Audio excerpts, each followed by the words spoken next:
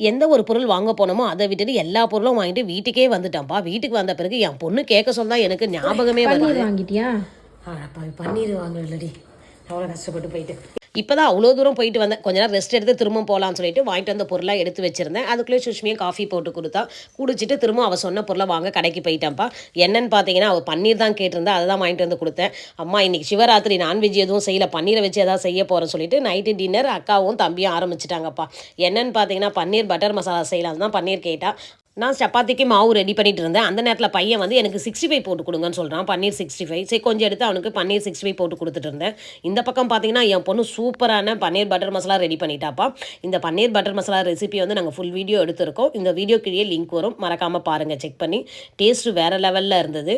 அதுக்கப்புறம் நாங்க எல்லாருமே உட்காந்து ஒண்ணா சாப்பிட்டோம்ப்பா. நைட்டு டின்னர் வந்து சப்பாத்தியும் பன்னீர் பட்டர் மசாலாவும் தான். சப்பாத்திய சாப்பிடலான்னு எடுக்க சொல்ல என் பொண்ணு இருங்கம்மான்றா. என்னன்னு கேட்டீங்கன்னா, சப்பாத்தி மேல பட்டர் தடவி சாப்பிட்டா அந்த டேஸ்ட் வேற லெவல்ல இருக்கும் அப்படின்னு சொன்னா. அப்படிதான் சாப்பிட்டேன். சூப்பரா இருந்தது. எத்தனை பேருக்கு பன்னீர் பட்டர் மசாலா பிடிக்கும்னு சொல்லிட்டு எனக்கு கமெண்ட்ஸ்ல சொல்லுங்கப்பா.